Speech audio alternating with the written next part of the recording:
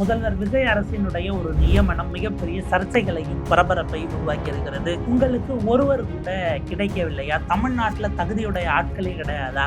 உங்களுக்கு நண்பராக இருந்தால் உங்களோட துணை நின்றார் என்பதற்காக அரசினுடைய பிரதிநிதியாக எப்படி நீங்கள் நியமனம் செய்ய முடியும்?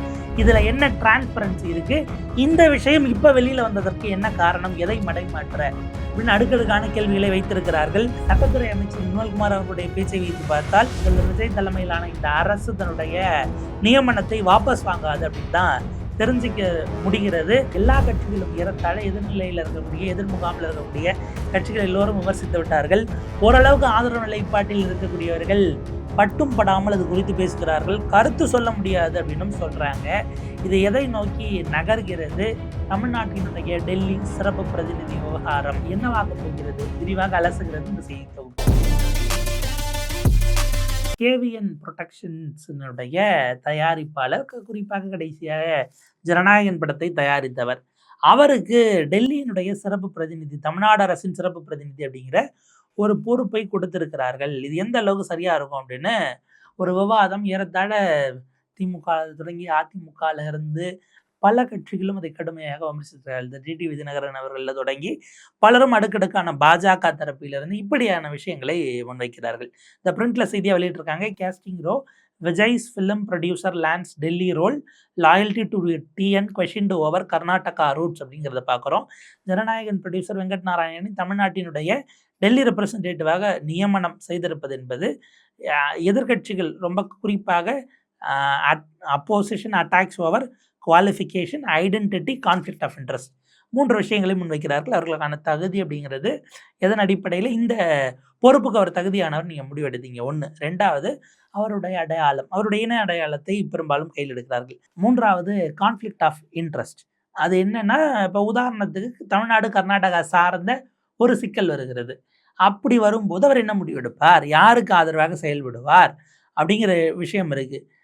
என் ஒரு துளி வியர்வைக்கு 1 பவுன் தங்க காசு கொடுத்தது தமிழ் அல்லவா அப்படின்னு நம்முடைய சூப்பர் ஸ்டார் ரஜினிகாந்த் அவர்கள் படத்துல பாட்டு வச்சார் இல்லையா? அந்த மாதிரி அவருக்கு ஒரு உணர்வு இருக்கலாம். அப்படி இருந்து அவர் அந்த பக்கம் பயஸ்டா போனால் என்ன பண்ணுவீங்கிறதெல்லாம் கேள்வியாக ஓடிக்கொண்டிருக்கிறது. Venkat Narayana, founder of KVN production, அவரை தான் வந்து பார்த்தீங்கன்னா ஸ்பெஷல் ரெப்ரசன்டேட்டிவ்ங்கிறாங்க. கர்நாடகா ஆரிஜின்ங்கிறதும் சிக்கலாது. இப்போ என்ன வருதுன்னா, அவர் வந்து ஒரு டைவர்சிஃபைடு கன்க்ளோமரேட், அந்த கேவிஎன் குரூப்ங்கிறது ரியல் எஸ்டேட்டில் பெரிய அளவுக்கு இருக்கிறார்கள். என்டர்டெயின்மெண்ட் இண்டஸ்ட்ரி, இது 2துலையும் அவங்களுக்கான ஹோல்டு என்பது இருக்கிறது. அந்த பிரஸ்டீஜ் குரூப் என்கிற நிறுவனத்திற்கு சிஇஓவாக அவர்கள் செயல்பட்டிருக்கிறார்கள். அது ஒரு ரியல் எஸ்டேட் டெவலப்பர் குரூப்பாக இருக்காங்க. அக்ராஸ் இந்தியா அவங்க வந்து அந்த நிறுவனத்தை கொண்டு போய் சேர்ப்பதற்கு அவர் பெரிய அளவுக்கு அதில் பின்புலமாக இருந்திருக்கிறார். 2020 தான் KVN production film distribution company, production and distribution company அப்படிங்கிறாங்க. பேன் இண்டியா பேனருக்கு போகிறாங்க. பல மொழிகளில் பல்வேறு நடிகர்களை வைத்து, உச்ச கதாநாயகர்களை வைத்தெல்லாம் அவங்க படம் எடுப்பது போகுது. குறிப்பாக யஷ் போன்றவர்கள் எல்லாம் வச்சு கேஜிஎஃப் ராக்கி பாயா, அவர் ராக்கி பாயில் அதில் ராக்கியாக நடித்த யஷ் அவர்கள், மற்றவர்கள் இந்த அளவுக்கான அவருடைய ப்ரொஃபைல் போகுது. இப்போ சமீபத்தில் கூட டாக்ஸிக் அப்படின்னு ஒரு படம் எடுத்திருந்தாங்கன்னு நினைக்கிறேன். அப்போ அப்படியான ப்ரொஃபஷனல் குவாலிஃபிகேஷன் பார்க்கும்போது chartered accountant, cost accountant, company secretary, law கிராஜுவேட்டாக அவர் இருக்கிறார். ஸோ இவர் வந்து தமிழ்நாடு இன்றைய முதலமைச்சர் திரு விஜய் அவர்களோடு அந்த அவருடைய இறுதி படமாக மதிப்பிடப்பட்ட ஜனநாயகன் வினோத் படத்தில் தான் வராங்க. டிவிகேல வந்து பார்த்திங்கன்னா அவங்களுடைய கட்சி வேலைகளுக்கு போகிறதுக்கு முன்பான படம்னும் போது அவர் வந்து தொடர்ந்து தலைவர்களோடெல்லாம் இங்கே தமிழ்நாட்டில் பயணப்படுவது, அவங்களோட வெளியில் நிகழ்ச்சிகளுக்கு வர்றது அப்படிங்கிறதெல்லாம் தொடர்பு இருந்திருக்கிறது. இந்த சூழலில் தான் 23 ஜூன் அவருக்கு அப்பாயின்மெண்ட் ஆர்டர் கொடுக்கப்பட்டிருக்கிறது. இல்லை என்ன கேள்வினா, 23 ஜூன் அவருக்கு கொடுக்கப்பட்டு 3 நாள் கழித்து ஏன் 26 இது வெளியில் வந்துச்சுன்னு ஒரு கேள்வி இருக்குது. அது வெளியானது குறித்தே பலரும் சந்தேகத்தை எழுப்புகிறார்கள். ஏன்னா அன்றைக்கு தான் அந்த தக் லைஃப் வீடியோ, தக் லைஃப் படம் இல்லை, தக் லைஃப்னு கேப்ஷன் வச்சு ஐபிஎல் மேட்ச் நடக்கும்போது அமைச்சர் சரத்குமார் அவர்கள் அந்த அது பேர் என்ன, ஜுர மாத்திரையை பொடி பண்ணிட்டு இருந்தார்ல, கிரெடிட் கார்டை வச்சு அது பொடி பண்ணும்போது அந்த பொடி சிதறிடக்கூடாதுன்ற ஒரு 500 ரூபா நோட்டை வச்சு அவர் ரொம்ப சிரமப்பட்டு அதை நுணுக்கிட்டு இருந்தாப்புல.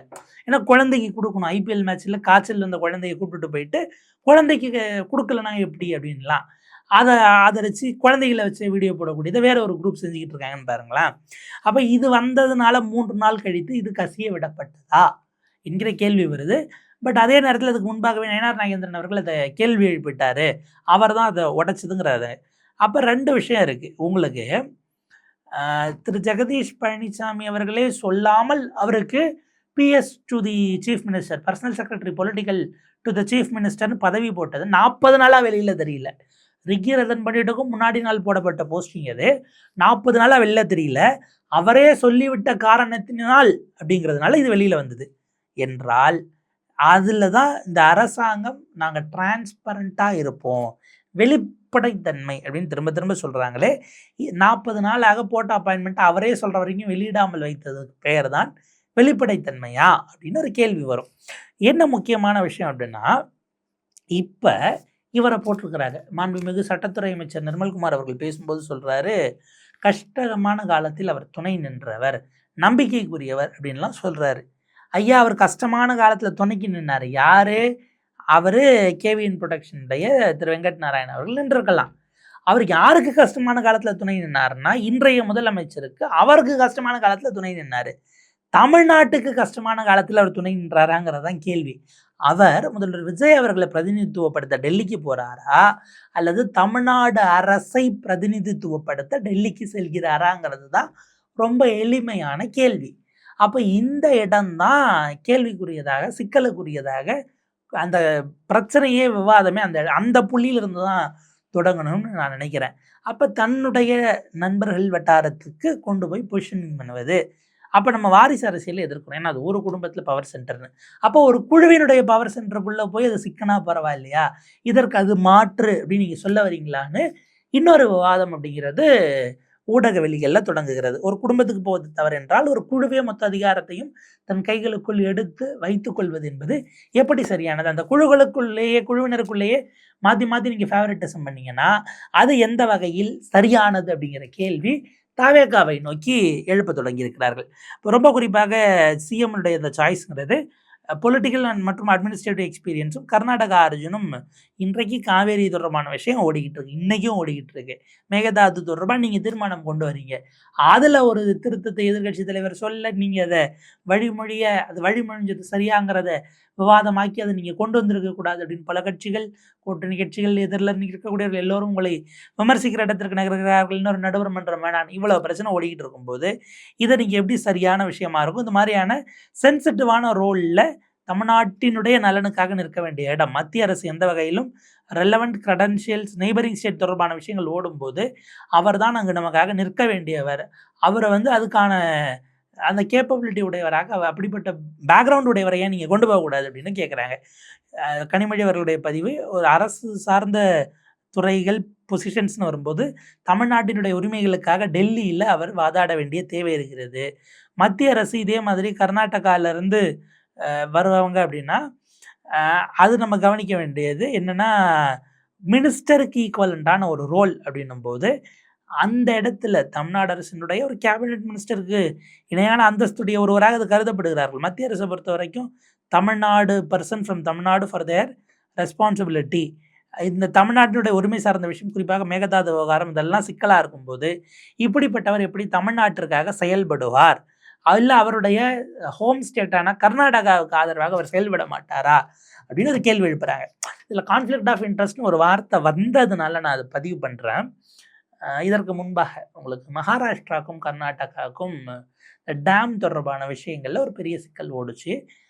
இங்கே நம்மளதே கூட எடுத்துக்கலாம். கடந்த காலத்தில் மகாராஷ்டிராவில் நடந்தத ஞாபகம். உச்சநீதிமன்றத்தில் ஒரு வழக்கு விசாரணைக்கு போகிறது. அந்த வழக்கு 2 நீதிபதிகள் அமர்வின் முன்பாக வருகிறது. If I am not wrong, சம்பவம் நடந்தது உண்மை, அது என்ன ஸ்டேட்டுங்கிறதுல மட்டும் ஒரு சின்ன கிளாரிட்டி இல்லாமல் இருக்குது. 2 நீதிபதிகள் உட்காருகிறார்கள். நான் தமிழ்நாடு கர்நாடகா உதாரணமே எடுத்துக்கிறேன். இந்த 2 நீதிபதிகளிடமும் அந்த வழக்கு விசாரணைக்கு போகிறது. காவிரி தொடர்பான ஒரு விஷயம்னு வரும்போது 2 நீதிபதிகளுமே நாங்கள் வழக்கிலிருந்து விலகிக் கொள்கிறோம் அப்படின்னு சொல்கிறாங்க. அதற்கு காரணம், ஒருவர் தமிழ்நாட்டை சேர்ந்தவர், இன்னொருவர் கர்நாடகாவை சேர்ந்தவர். பெஞ்ச் அப்படி அமைஞ்சிருந்தது. அஃப்கோர்ஸ் அது கொலிஜியம் அமைப்பு முறையில் இல்லை பெஞ்சுக்கான சீட்டிங் அரேஞ்ச்மெண்ட்ஸில் அது செய்யக்கூடியது தான், யூஷுவல் ரொட்டீன் தான். பட் விவகாரம் வரும்பொழுது நான் உள்ளபடியே என் ஸ்டேட்டு பக்கம் நியாயம் இருந்து நான் ஒரு தீர்ப்பை கொடுத்தால் கூட, நான் இந்த மாநிலத்தை சேர்ந்தவன், எனவே இந்த ஸ்டேட்டுக்கு ஆதரவாக கொடுத்துட்டேன் அப்படின்னு என்னுடைய தீர்ப்பு என்பது சந்தேகிக்கப்படும். சந்தேகத்தினுடைய அந்த நிழல் ரேகைகள் விழும். அவர் என்ன சொல்றாரு, நான் உள்ளபடியே சரியா தான் இருக்குன்னு நினைச்சு நான் சரின்னு நம்புறேன், இல்ல சட்டப்படி சரின்னு நான் நினைக்கிறேன். அதனுடைய கர்நாடகாவுக்கு ஆதரவா நான் பேசினா, என் தாய் மாநிலம்ங்கிறதுனால, ஹோம் ஸ்டேட்டுங்கிறதுனால நான் செஞ்சுட்டேன்னு என் மீதும் அந்த விமர்சனங்கள் வரும். நாங்கள் இருவரும் விலகிக் கொள்கிறோம் அப்படின்னு அப்புறம் வேற ஒரு பெஞ்சுக்கு அது கான்ஸ்டியூட் பண்ணி அதுக்கு போனதா நினைவு இருக்கு. இது எய்தர் இங்க இதே மாரி ஒரு நீதிபதி மட்டும் விலகியது மகாராஷ்டிரா, கர்நாடகா கிரைசிஸ்ல நினைக்கிறேன். உங்களுக்கு இப்படியான விஷயங்கள் தொடர்ந்து ஓடிக்கொண்டிருக்கிறதெல்லாம் நம்ம பார்க்குறோம். அப்ப இது வந்து கான்ஃப்ளிக்ட் ஆஃப் இன்ட்ரெஸ்ட் இருக்கக்கூடாதுன்னு மிக கவனமாக உங்கள் மீது சந்தேகம் வருவதற்கான வாய்ப்பு வருவதை கூட தவிர்த்து விட வேண்டும்ங்கிறது தான் இந்த மாதிரியான அரசு பொறுப்புகளுக்கோ அல்லது ஒரு கான்ஸ்டியூஷனல் அந்த பக்கம் இருக்கக்கூடிய பொதுவான கான்ஸ்டியூஷனல் போஸ்ட் ஒரு சைடு, அரசு பொறுப்புகளுக்கு நீங்கள் போகும்போது அந்த அந்த இது கூட இல்லாமல் இருக்கணுங்கிறது தான் அவங்க பதிவு பண்ணுறாங்க. டிவிகே மினிஸ்டர் செங்கோட்டையன் அவர்கள் சொல்லும்போது இது வந்து அரசினுடைய கொள்கை முடிவு, அது வந்து கவர்மெண்ட் பொசிஷனில் தமிழ்நாட்டுக்காக அங்கே வாதாடுவதற்கு அவர் இருப்பார், அவர் போகிறதுல ஒரு தப்பும் இல்லை அப்படின்னு சொல்கிறாரு.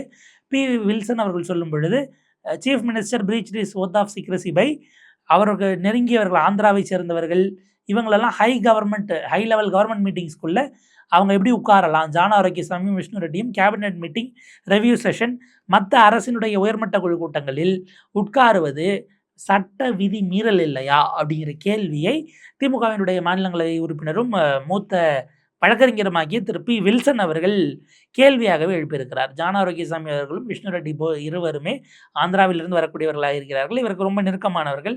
என்ன அரசு அதிகாரத்தில் பதவியில் அவர்கள் இருப்பதன் காரணமாக அவங்கள இந்த இதிலெல்லாம் அவர் என்னுடைய தலைமைச் செயலகத்தில் முதலமைச்சருடைய அறைக்கு பக்கத்தில் சேம்பர் நீங்கள் எப்படி கொடுக்குறீங்க, அவங்க அரசு பணியாளர்கள் இல்லை அப்படின்னா எப்படி இத்தகைய உயர்நிலை கூட்டங்கள், அதாவது இப்போ என்ன அர்த்தம்னா இதுக்கு முன்னாடி பதவி கொடுத்துருந்தா நோட்டீஸை வெளில விடுங்கன்னு அர்த்தம். இந்த 40 நாள் ஜெகதீஷ் பழனிசாமி அவர்களுக்கு கொடுத்ததை வெளியில் சொல்லாமலே வைத்ததை போல எப்படியும் திரு ஜான் ஆரோக்கியசாமி அவர்களுக்கும் விஷ்ணு ரெட்டி ஆகிய 2 பேருக்கும் நீங்கள் போட்டிருக்க போறீங்க.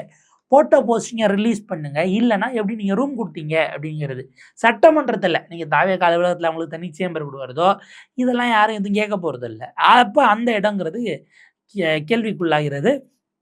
இப்படியானவர்கள் கட்சியினுடைய கொள்கை முடிவுகளில் இருக்கிறது அப்படிங்கிறது கான்ஸ்டியூஷனல் நார்ம்ஸ்குள்ளே வருமா, ரூல்ஸ் ஆஃப் பிஸ்னஸ். அதே போல் சிஎம் எடுத்துக்கொண்ட ரகசிய காப்பு பிரமாணத்திற்கு இது எதிராக போகாது. அவங்களுக்கு பதவி கொடுக்கலன்னா நீங்கள் ரகசிய காப்பு பிரமாணத்தை மீறி இருக்கிறீர்கள் என்பதாகத்தான் அர்த்தம்.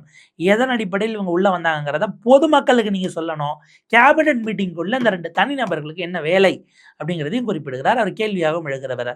பிரேமலதா அவர்கள், தேமுதிகவினுடைய பிரேமலதா அவர்களும் எப்படி இவரை அப்பாயின்ட் பண்ணலாம் அப்படிங்கிறத கேள்வியாக எழுப்பியிருக்கிறார்கள். வெங்கட் நாராயணா குறித்து ஒரு ரெப்ரசன்டேட்டிவ் வந்து எப்படி தமிழ்நாட்டினுடைய நலன்களுக்காக அவங்க தன்னுடைய பூர்வீக மாநிலத்தை எதிர்த்து பேசுவார்கள் அப்படிங்கிறத குறிப்பிட்டு தமிழ்நாட்டினுடைய உரிமைகளுக்கு மிகப்பெரிய எதிர் விளைவுகளை அதனுக்கு அபாயமாக மாறுவதற்கான வாய்ப்பு இருக்கிறது.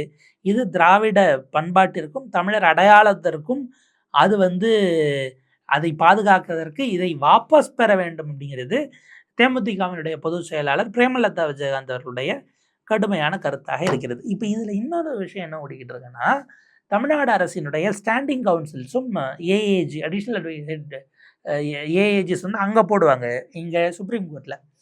அப்படி போடப்பட்டவர்களில் ஏஏஜி மொத்தம் 3 பேர், அதில் 2 பேர் அப்பாயின்ட் பண்ணிட்டாங்க. 2 பேருமே தமிழ்நாட்டை சேர்ந்தவர்கள் கிடையாது.